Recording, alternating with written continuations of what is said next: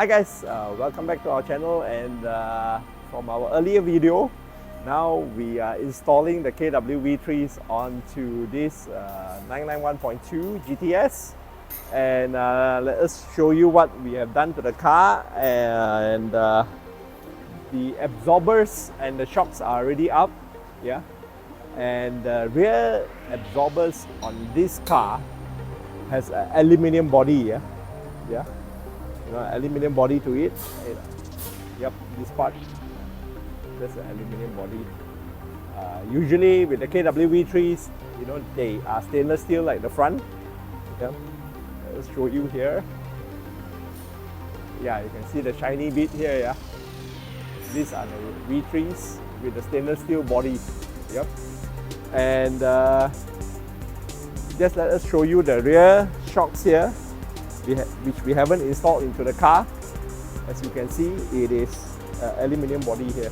Yeah, you can see the color is very different, and it's much lighter with the aluminium body on this. Yeah, so this is what KW has done for the rear end of this GTS. All right, and I'm excited to see how this system will drive. Okay, after the installation. All right.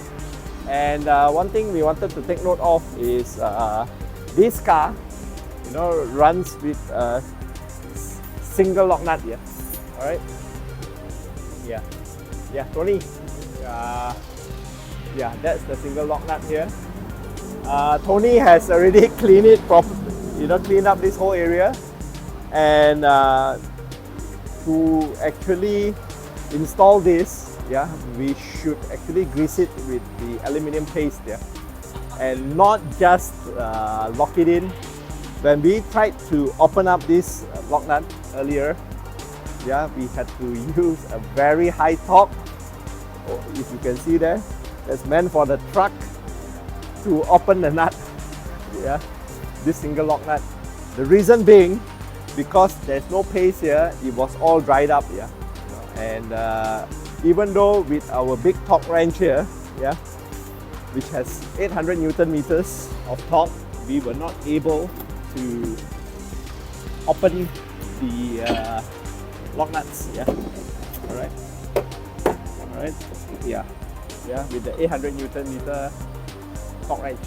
Okay, and we will continue with a video later to show you how we actually lock this up, yeah, the single lock nut on this car.